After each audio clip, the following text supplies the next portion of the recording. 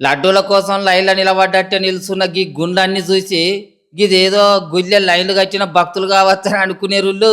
కాదు కాదు, బట్టగుండు మీద జుట్టు మొలిపిస్తాం అంటే మందు రాసుకునేటందుకు పాత బస్తీ కాడున్న గీ అన్న దగ్గరికి లైన్లు కట్టిర్రు వీళ్ళందరూ.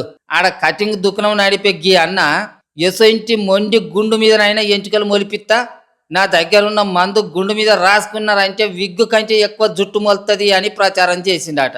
గంతే. ఇక బట్టతల బాధితులు అందరూ పులిహోర పొట్టాలకు కదా వరద బాధితులు లైన్లు కట్టినట్టే కట్టిర్రు గిట్లా. దునియాలు ఎక్కడ లేని మందట ఇది. గుండు మీద బురుసుతోని రుద్దినం అంటే చాలు వారం దినాలైనా మస్తు ఎంచుకలు మొలుతాయట.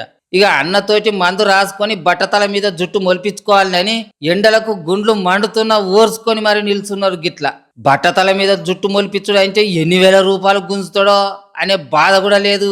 ఉత్తి 200 రూపాయలు తీసుకొని గుండె మీద మందు రాసి తోలుతాడట. కానీ గిట్లా మందు రాసిన వాళ్ళకి ఎంతమందికి ఎంచుకలు మొలిచినాయో లేదో తెలియదు కానీ ఈ మందుతోని గుండె మీద లేని పుండ్లు కాగల్లా పైలమే అన్నది అని అనబట్టిర్రు ఇది చూసిన వాళ్ళంతా.